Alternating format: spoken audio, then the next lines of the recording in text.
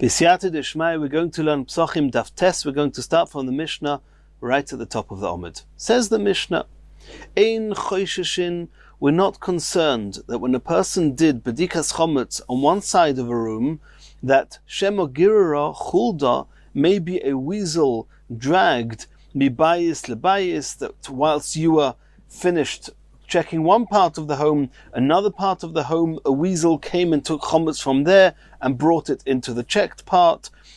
Mibayis lebayis, from one home to the next, umimokim lemokim, from one place to the next. De'im kain, if we were concerned about that, michotzer lechotzer, you'd have to be concerned if a weasel brings a chometz from the home in one chotzer to a home in another chotzer. The chatzeros themselves obviously don't need to be checked. We've already learnt about that, because the ravens are in the chatzeros. But the homes in the chatzeros need to be checked.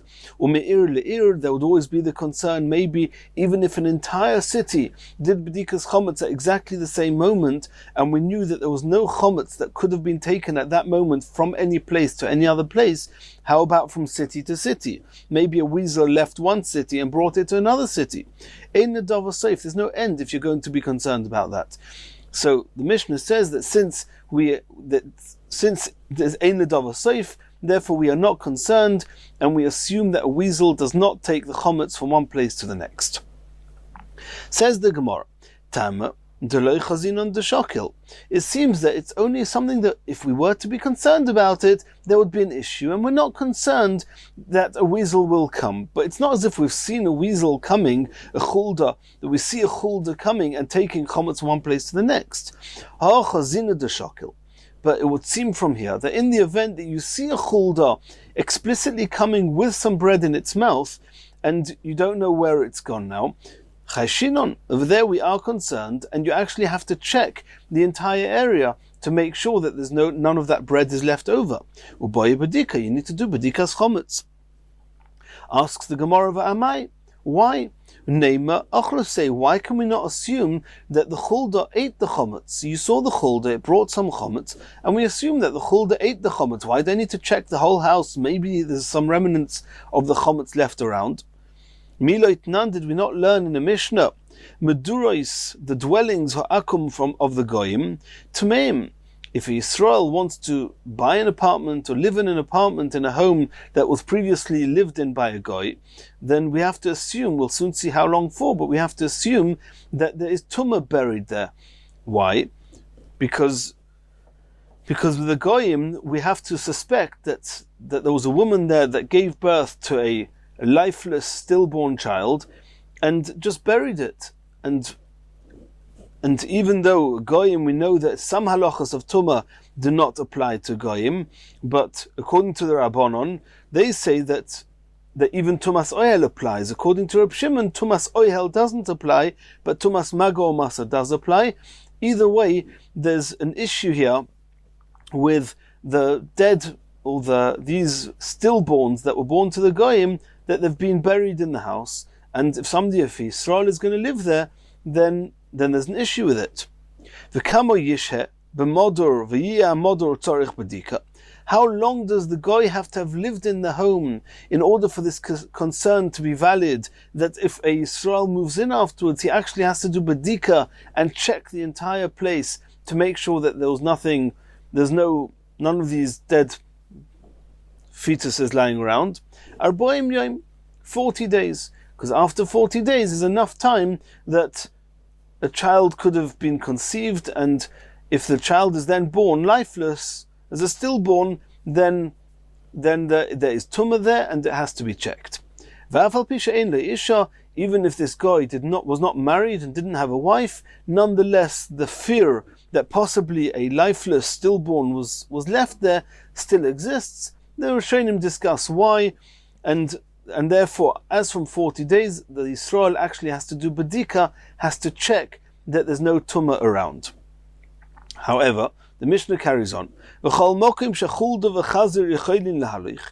a place where this chulda or a chazir, they hang around there, they can reach there, ein tzarich badika, you don't need to check, because we assume that even if there was such a stillborn that was born there, that these animals would have already gotten rid of it.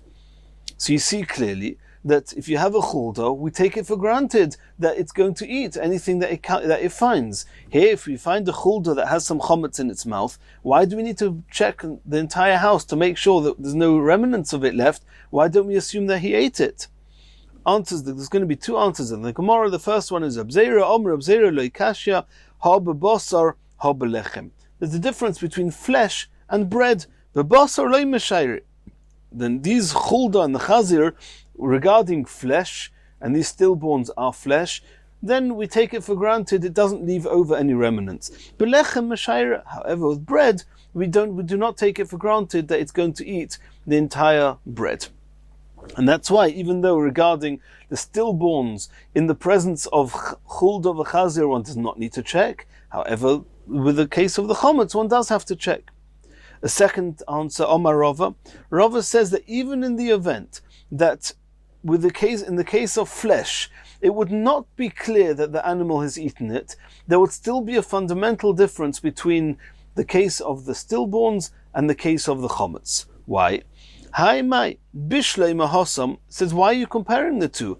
Over there, in the case of those stillborns, eimer hava, eimer loy hava. You don't know if there was a stillborn there or not. Maybe there was, maybe there wasn't. Vim timtzalei mahava. Even in the event that there was, eimer achrasei, then there's a good chance, at least as a suffix, that is at least on it might be uncertain, it might be a doubt, but at least that there is such a possibility that this animal ate up the stillborn, and therefore there's most chances that there's no tumah lying around now. Aval hacha, in the case of chometz, and we're talking about that you saw the chulda coming with chometz in its mouth, devadai de chazina de shokil, it's absolutely certain that there was chometz here. Miyema de achrasei, maybe it didn't eat it. So you've got a certain chometz and an uncertain that the chometz was taken away. Have a suffix of vadai. It's an uncertainty versus certainty. Vein suffix moitzi midei vadai. A doubt cannot remove an issue which was there for certain. So in the case of the tumah, there was no tumah there for certain, and therefore we can be lenient and say that even if there was tumah, that means maybe there was tumah. If there was tumah, maybe the animal ate it. However, over here, where it's vadai there was chometz, we cannot rely on the maybe that the animal ate it to remove our chiv of bedika. Asks the Gemara, "Ve'ein safek moitzi midei vadai." You really have such a rule that if you have an issue which is a certainty, and you have a doubt as to whether it was resolved, that ein safek moitzi midei vadai, and you still have to be concerned? V'atanya, this seems to contradict a brisa. We learned in a brisa, chover, which is a person that is very particular that food that he has in his possession is fit for eating and is not lying around food which is also to eat due to the lack of trumas and maestros having been taken. So chover shameis, if you have such a person who was very particular and he died, he left a storehouse full of fruit, full of produce. Even if it's clear to us that the very day that he died was the day it was harvested, we can assume and take it for granted that he's taken trumas and maestros on it. That's what it says in the brisa. Asks the Gemara, in this case, devadai tivli hanu peira. These fruits, they were definitely tevel. Tevel is a state before trumas and maestros have been taken. So all fruits, we'll soon see, but we're taking it for granted that all fruits are in a tevel state. And that's certain. V'safik mu'usarin, v'safik lo mu'usarin. You don't know that this chover took the maestros. You assume he took the maestros. You hope he took the maestros. Well, it's a good guess, and it's probable, but it's not more than a safik. It's uncertain. So how can the uncertain fact that he took maestros override the certain fact that it was tevel? So you see in this brisa that the safik, that the chover took maestros, overrides the vadai tevel. Answers the Gemara no. And here the Gemara is also going to have two answers. One answer is that it's vadai and vadai, and the second answer is going to be it's safik and safik. Hasam vadai u vadaihu. It's vadai tevel, but it's also vadai is certain that the trumas were taken, the trumas and the maestros. The vadai maesrinon. we take it for granted it's not just probable and in most likely case that a chover takes maisrus. No, it's to be taken for granted on an absolute certain level that a chover does not leave his produce before making it fit to be eaten. Chazaka, there's a presumption on an absolute level.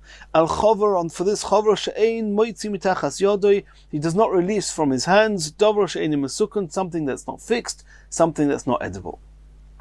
That would be one way of getting out of it. That over there it's vadai and vadai, so you cannot bring proof to our case of sofik and vadai. Viboy say another explanation could be sofik was sofiku. In the case of that brisa, with the fruits, the only reason that you're allowed to rely on the roiv, on the sofik that he took maisrus, is because it's only a sofik if it was tevel in the first place. Dilma meikora eimer. Maybe we should say that initially, deloi tavili, they were not tevel. How can fruits not be tevel? If you see they've been harvested, they're in his home, how can they not be tevel? Kudur kurabaishia. Ma'arim odom, it's possible for a person to be crafty and he can altvu also on his grain, umachnisa b'moitz shelo, he can bring it into his home whilst the grain is still in its chaff. Kedei shetei behemto icheles, he brings it in order for his animal to be able to eat it, because a person is not allowed to eat chumas, is not allowed to eat produce, is not allowed to eat any produce, fruits and vegetables that have not been taken, chumas and maisrus, even before it's got the biblical tevel state. However, and in that case it will be potter from maisa. What's going on here? There's a halacha that min haTorah grain will only become tevel min haTorah if you've brought it into the house through the regular front door, roya pnei habayis, not through the roof or some skylight. You brought it into your home through the regular door, and before you brought it into the home, it was gemar melacha. The harvesting was completed, which means it's been thrashed, it's been piled, and it's all in the home now, and then it's tevel. Before then, it's not tevel, and one's allowed to actually eat it, arai, if it's a temporary type of eating, or give it to one's animal, because all animals eating is considered temporary. So if this person, he wants to be crafty, and he doesn't want to take maisrus, so what's he going to do? He's going to bring it into the home before the gemar melacha, before he's finished harvesting. He's going to bring it in when it's still in the chaff. He's going to thrash it after it's already inside the house. And since it only becomes tevel where if it's been thrashed and it's totally finished the whole melacha and then comes into the house, this person brought it into the house before, so min haTorah, it's not called tevel. So this tvua, it's a sofik if it's tevel. You don't know whether it was brought into the house in its shaf or not. And since it's only a sofik if it's tevel, we can rely on the fact that in the event that it is tevel, the chover took chumas and maisrus from it. But either way, this brisa of the chover, the shameis, v'niach megero shel meleo peres, is either sofik and sofik, or vadai and vadai. But it's not sofik moitzi midei vadai, so you don't have proof from there against what we said before, that ein sofik moitzi midei vadai. So the Gemara is going to now try and ask a question from another source. Ve'in sofik moitzi midei vadai. V'atanya, we learned in another brisa. Omer Rabbi Yehuda, Ma'isa b'shivchosoi, there was this story with a slave woman, shel meitzik echod, a Jewish oppressor, b'Rimoin, in a place called Rimoin, shehitilo nefel leboir, where she gave birth to she miscarried a stillborn, and she threw it into a pit. And she wanted to know what's her status. Is what's going on here. There's different halachas, if it's a boy, if it's a girl, and we'll soon see that it has to be determined whether it's a fetus at all, maybe it's just a sack full of air. That has to be determined. Some kohen, a relative of hers, or some kohen came, v'hitzitz, and glanced into this pit, leida, to determine im zacharhu, im nekevahi, if this stillborn was a male or a female. They came to the chachomim to ask, is this kohen tomei or not? Because we know that in the event that it's a fetus that has the status of a human being, and it's tomei now, it's dead, and the kohen leaned over it, he was mahil, he leaned over a corpse of a Jewish person. He's going to be tomei. So the question was, is this Kohen who was Hitzitz, who leaned over this pit and glanced into the pit to see what the status of the fetus was, is he Tomei or not? V'tiaru, and they said he was Tohir. Why? Either chulda, which is the weasel, or bardulus, another type of animal, some say it's from the weasel family, matzuin sham, since they are there, and therefore there's a good chance that but the time that the Kohen came to look into the pit, this fetus wasn't even there anymore. This bardulus and chulda had dragged it away into their hole, and the hole of the chulda and bardulus is usually more than a tefach high, which means that if this fetus was dragged into this hole, there's no longer an issue with the Kohen. Asks the Gemara V'ahacha, Devadai hitila. We're talking about a case where it was certain that she miscarried and that there was a corpse in this pit. But Sofik, it's only a Sofik if Gararuhu, Sofik lo Gararuhu. It's a doubt whether these animals dragged the fetus away or not. Hahishaita, by the time that the Kohen came and leaned over the pit. Ukaosi Sofik umoitzimi devadai. You're saying that the Sofik, that the animals dragged away this fetus, overrides the certain state that there was a fetus there, to the extent that the Kohen is Tahir. So you see that Sofik is moitzimi devadai. Answers the Gemara, Lo yitema shehitilo nefel leboyer. No, don't take it for granted that there was definitely a Tomei fetus there. No, maybe it wasn't a stillborn, or it was a type of a stillborn, but maybe it wasn't a human being. Elo'ema shehipilo kamin nefel leboyer. She miscarried something that resembled a stillborn into this pit. We have a Sofik, and then it's a Sofik and a Sofik. Maybe it was a Nefel, maybe it wasn't a Nefel. If it was a Nefel, maybe the animals had dragged it away by then, maybe not. We assume that the animals dragged it away and the Kohen is Tahir. Asks the Gemara, how can you say it was a Sofik? But look in the Brisa, it says explicitly, V'haleda im Zocharu im Nekeva. It says explicitly in the Brisa that the reason the Kohen came was to determine whether it was a Zochar or a Nekeva, whether it was a male or a female. And you can only determine if something's a male or a female if you take it for granted that it was a human fetus. Answers the Gemara, Hachik Omar.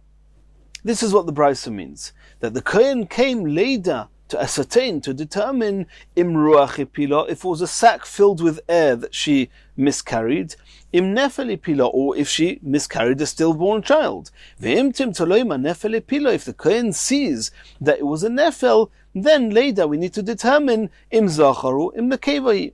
But even though the Brisa uses the words im zachar im nekeva, that doesn't mean we took it for granted it was definitely a proper human fetus, and therefore it's a Sofik and a Sofik, and therefore we can say that the Sofik, that the animals dragged it away, overrides the Sofik that maybe it was a human fetus and the Kohen is Tahir.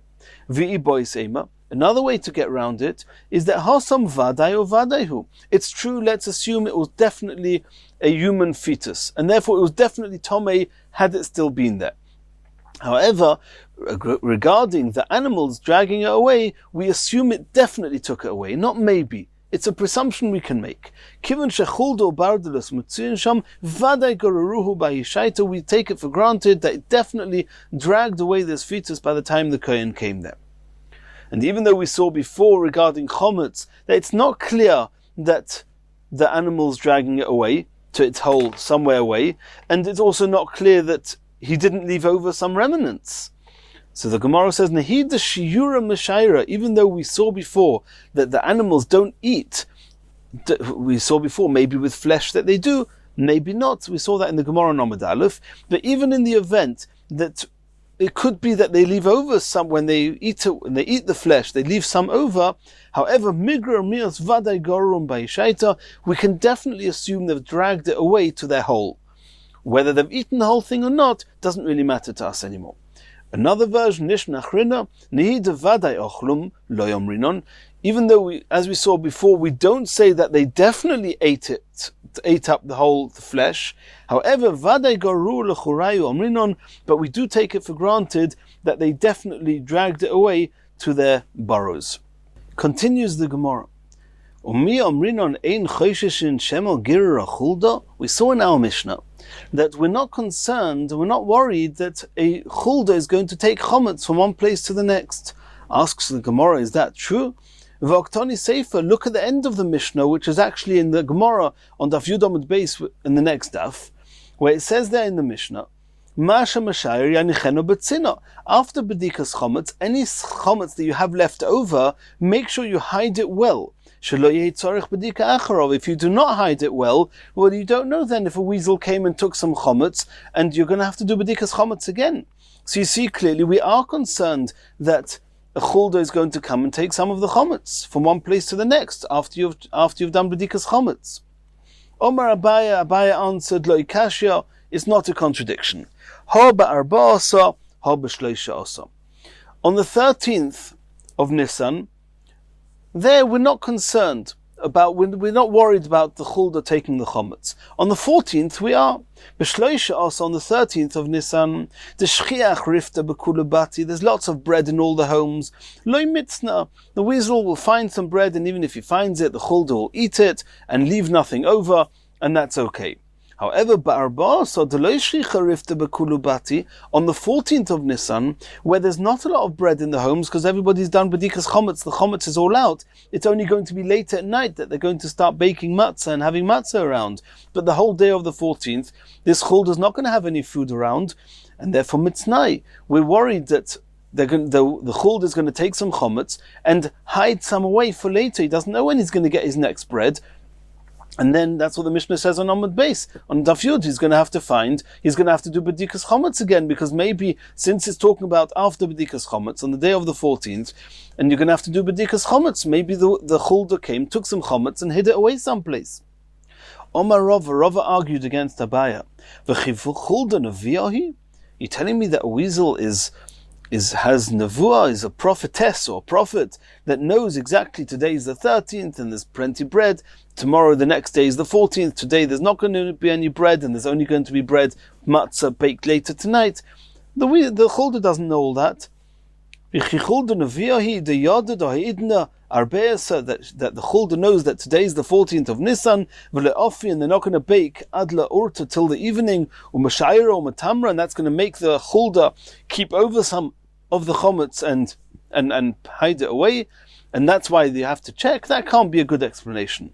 Ela Omar Rava's got a different explanation. The reason, what it says at the end of the Mishnah, that means the Mishnah at the beginning on Daf Tes Amud Aleph that we learned today at the beginning of the Shiur, Ein Choshishin, as we've learned before, is when we don't see the chulda having chometz in its mouth. We're not afraid, because we're just not afraid, and we don't have any reason to say, wow, we know that there's a chulda taking chometz, where's it left the chometz? However, the end of the Mishnah, the Yud Beis, is talking about that we're afraid that if you leave the chometz around, you're going to see the chulda taking the chometz. Once you see the chulda taking the chometz, then it's already a vadai. And as we saw in the Gemara before, ein safik moitzi midei vadai, you don't know if it ate it all up. And if you know bevadai that it was walking around with chometz, you have to go searching to see that there's no remnants of chometz left. Maybe the chulda will take it in front of us, and then you're going to have to check to undo the vadai chometz lying around. Tanya Kava say the Rabbi, there's a brisa saying similar to what Rabbi said. If somebody wants to eat chometz after bedikas chometz, what should he do? Whatever he leaves over, he should hide it away in a safe place, in order that the chulda shouldn't come, and take the chometz in front of us. And if he takes it in front of us, you're going to have to search the whole house to make sure there's no leftover chometz. That was Rava's explanation. A third explanation, Rav Mori Omar, the Mishnah says at the end on the Daf Yomi Shiur, what we're talking about is that maybe it's similar to Rava's answer, that the Mishnah on Daf Tes Amud Aleph at the beginning is you don't know, you have no reason to believe that there was a chulda who's taking chometz from place to place. It's a suffix, you don't need to worry about it. However, the Mishnah at the end on Daf Yomi Shiur is talking about that you know there's something missing. According to Rava, you don't necessarily know from the package that something's missing. You just see the chulda with chometz in its mouth, so you can see it. According to this answer of Mori, he says even if you don't see the chulda, but if you know on an absolute 100% level that you had 10 pieces of bread in that bag, and now there's only 9, so you know that one of them have gone missing. So if you hide it well, nothing will go missing. But if you don't hide it well, something's going to go missing. And if a piece goes missing, you have no choice. You have to search the whole house till you find it, or till you know that it's not anywhere in the house.